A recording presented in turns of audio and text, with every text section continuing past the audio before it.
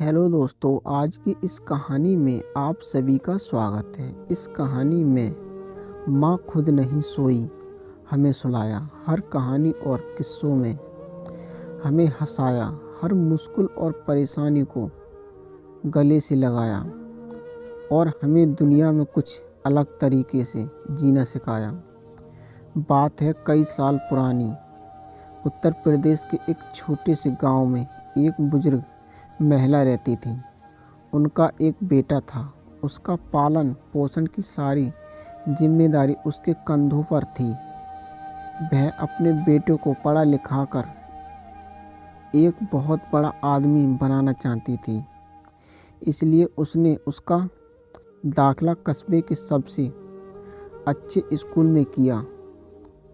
वह दिन रात मेहनत करती ताकि बेटे की स्कूल की फीस दे सके। स्कूल के बच्चे उसकी माँ के बारे में जानते थे।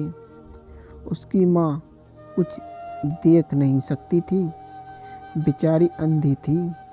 इसी कारण वे सब उसे अंधी का बेटा कहकर चढ़ाते थे। लड़का उससे बहुत परेशान था। उसे अपनी माँ पर शर्म आने लगी थी। वह उसके साथ कहीं भी आने जाने से कतराने लगा था। वो कहते हैं ना कि पूत के पाँव पाले में दिख जाते हैं। जब लड़का बड़ा हुआ तो शहर में अच्छी नौकरी लग गई। उसने अपनी माँ से वादा किया, शहर में मकान लेकर वह उसे लेने आएगा। वह शहर गया तो फिर लौटकर वापस नहीं आया। उसकी अंधी माँ उसका इंतज़ार करती रह गई। कई महीने बीत गए, लड़के की कोई खबर नहीं आई। बेचारी लाचार माँ करे तो करे क्या। वह बेटे से मिलने शहर पहुंच गई। पूछते पूछते वह बेटे के ऑफिस पहुंची। वहाँ सिक्योरिटी गार्ड ने उसे रोक दिया। अंधी औरत गार्डन को अपने बेटे का नाम बताया और बोली कि उससे जाकर कह दो कि गांव से कोई मिलने आया है। गार्ड ने जाकर उसके बेटे को बताया।